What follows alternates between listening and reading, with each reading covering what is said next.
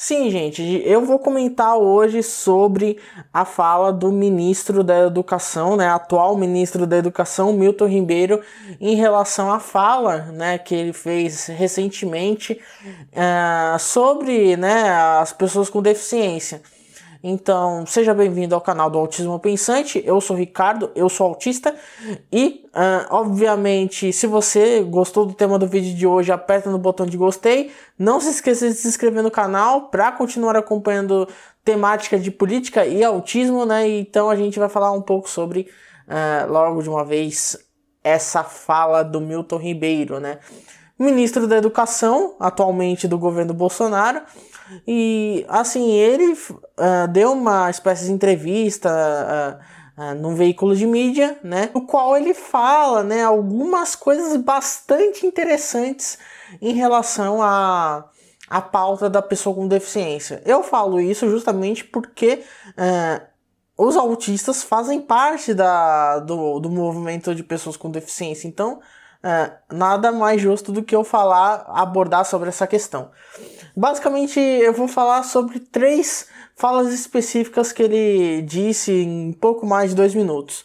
A primeira é a questão da ideologia, né, que tem a ver com o decreto 10.502. O segundo, sobre o inclusivismo, né, entre muitas aspas. E o terceiro, sobre a questão de pessoa com deficiência atrapalhar ou não a sala de aula. Primeiro, a questão da ideologia versus técnica. A gente tem que levar em conta que esse governo se diz ser um governo técnico, mas na verdade é um governo puramente ideológico.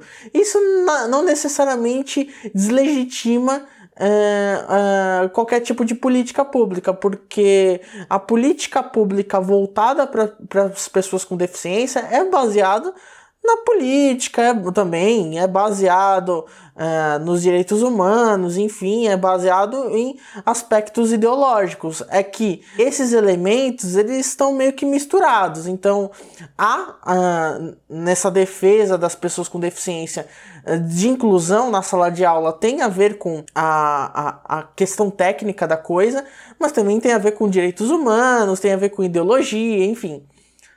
O problema é que eles se utilizam da pauta técnica para ter um movimento político totalmente ideológico, e esse tipo de ideologia é uma ideologia que visa excluir o aluno, pessoa com deficiência, do ambiente escolar, né, no ambiente regular de ensino. Como surgiu esse argumento que ele utilizou da ideologia? Justamente porque ano passado, eu tenho até vídeos falando sobre isso, eu vou deixar aqui no card, sobre o decreto 10.502, que visava criar escolas ditas especializadas para pessoas com deficiência, né? Então, teriam escolas para alunos bilíngues, né? De casos de surdos, né? Teria escolas para com salas especializadas para autistas, deficiência intelectual, enfim.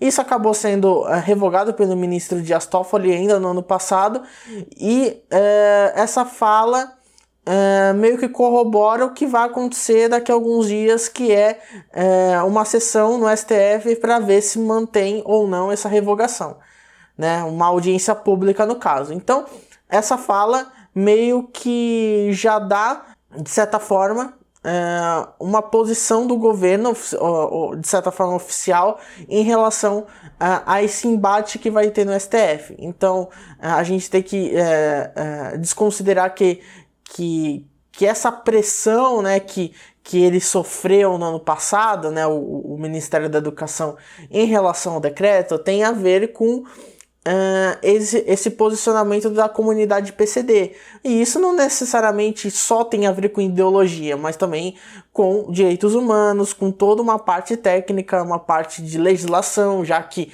o decreto 10.502 fere diversas leis, constitucionais ou não, né, como a LBI, a CDPD, enfim, e outras leis ordinárias. Então, assim, esse argumento de que houve uma pressão ideológica é parte verdade, mas na verdade é só um mero artifício utilizado para tentar deslegitimar essa pressão que o Ministério da Educação sofreu.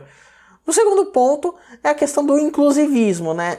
Eu já ouvi em contextos muito específicos usarem o inclusivismo, mas nunca dentro de uma perspectiva da pessoa com deficiência. Então, esse termo inclusivismo, entre aspas, eu acredito que tenha sido utilizado como meio de tornar pejorativo, né, a inclusão do aluno, pessoa com deficiência, em sala de aula regular. Por quê? Porque a inclusão visa justamente fazer com que a sala de aula regular, né, o ensino regular, né, tenha vários tipos de acessibilidade, de adaptação, para não ter só as pessoas sem deficiência, mas também ter as pessoas com deficiência compartilhando o mesmo espaço. Aí você deve estar se perguntando: mas eu li o decreto, ele visa a criação de escola, de classe especial. Enfim, já existe a sala de AEE, né, que na educação básica é atendimento educacional especializado, que normalmente é em contraturno ao ensino regular de ensino. Então, o argumento de que melhoraria o ensino meio que cai por terra, porque isso já existe. Né? A questão é que tiraria a criança da escola, né, literalmente da escola regular, e colocaria ela numa escola só para pessoas com deficiência. E isso é um modelo de segregação. Então, esse argumento do inclusivismo serve só para tornar o termo de inclusão, que é um modelo baseado no modelo social da deficiência, algo pejorativo, né? E é um argumento totalmente inútil, né? Imbecil, né? Que o Milton Ribeiro acabou utilizando. Então vamos para o terceiro argumento, que acho que é o que mais pegou dentro da comunidade autista e da comunidade PCD como um todo, que é a questão das pessoas com deficiência atrapalharem a sala de aula. Como eu falei, a questão de ter uma escola especializada meio que só mascara o real problema da educação brasileira, que é a falta de investimento. Se existisse investimento não só financeiro, mas em capacitação, né, e também de contratação de profissionais que saibam, que tenham conhecimento em relação à pessoa com deficiência, não precisaria de início ter qualquer tipo de ideia relacionada à criação de uma escola separada só para pessoa com deficiência. Então, esse argumento também é muito ruim. É um argumento que só serve para segregar mais as pessoas com deficiência, né? Uma ideia totalmente biomédica e caritativa, né, da condição, né, de pessoa com deficiência, e parte de um pressuposto errado de como se só o fato de ter uma escola separada houvesse qualquer tipo de acessibilidade, sendo que essa acessibilidade pode ter já direto na escola regular. Então esse argumento também cai por terra. E levando tudo isso em conta, eu sei que é uma pauta já um pouco antiga, foi há alguns dias essa fala do Milton Ribeiro, porém é importante eu falar sobre isso, né? Porque às vezes uma pessoa mais desavisada ainda não se consultou, entre aspas, né, com uma pessoa com deficiência em relação a essa fala e também a pauta do decreto voltada ao ensino especializado, né? E levando isso em conta, a gente vai ter daqui a alguns dias, mais precisamente no dia 24, essa audiência no STF voltada para decidir mesmo se vai manter a revogação do decreto das escolas especializadas ou não. Então, eu pretendo, daqui a alguns dias, fazer uma live voltada para analisar essa audiência no STF, né? Além de conversar mais sobre isso nas redes, eu recomendo você me seguir nas redes sociais, @autismopensante, né? Principalmente no Twitter, onde eu vou falar também sobre essas questões, né? Já estou falando, inclusive, sobre esse decreto, né? Já que por mais que esse decreto tenha sido revogado pelo ministro Dias Toffoli no ano passado, a gente precisa ter basicamente atenção a isso, porque todos esses esforços podem ter caído por terra se caso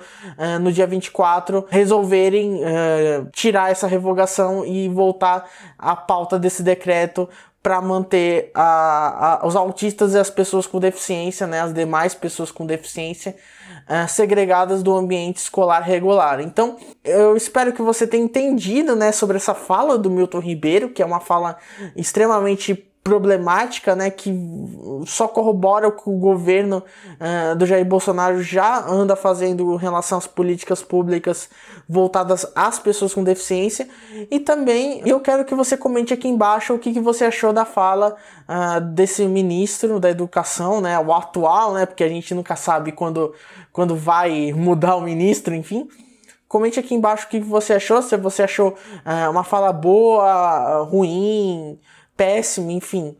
Comente aqui embaixo, não se esqueça de se inscrever no canal e, se caso você queira apoiar no catarse.me/autismopensante, tá aí na descrição para apoiar o canal, né, e a produção de conteúdo. E é isso, espero ver você na próxima. Até a próxima. Tchau! A questão da criança com deficiência, que é uma das questões que passa pelo nosso ministério, ela foi tratada. E eu acho também, por razões mais ideológicas do que técnicas, ela foi rejeitada por um grupo que fez um pouco mais de barulho e o assunto foi levado ao STF. O assunto está lá para análise, porque se julgou que a nossa lei era uma lei excludente, uma lei que não olhava com carinho para os deficientes e suas famílias. Mas, ao contrário, essa lei ela foi feita, a minha secretaria e a minha secretária, professora Hilda, ela enfrentou problemas com seus filhos, com o seu filho. E eu tenho ali na minha equipe da secretaria pessoas que, de fato, tiveram dificuldades com seus filhos. Eu não estou falando de um teórico de livro, estou falando de pessoas que viveram e vivem de uma maneira muito direta essa problemática. Pra você ter uma ideia, eu tenho uma diretora que é surda, que só se... Quer dizer, nós estamos falando em bilíngue, em sinais, em libras, mas eu tenho uma diretora muito capacitada, que é surda lá nesse grupo. Agora, como fazer? Eu acho que foi feito num passado, primeiro, não se falava em atenção aos deficientes. Simples assim. Eles fiquem aí e nós vamos viver a nossa vida aqui. Aí depois, esse foi um programa que caiu para o outro extremo, o inclusivismo. O que é o inclusivismo? A criança com deficiência era colocada dentro de uma sala de alunos sem deficiência. Ela não aprendia, ela atrapalhava, entre aspas, essa palavra falo com muito cuidado, ela atrapalhava o aprendizado dos outros, porque a professora não tinha equipe, não tinha conhecimento para poder dar a ela atenção especial. E assim foi. Eu chego, ouvi a pretensão dessa secretaria e faço alguma coisa diferente para a escola pública. Eu monto salas de recursos e deixo a opção de matrícula da criança com deficiência à família e aos pais.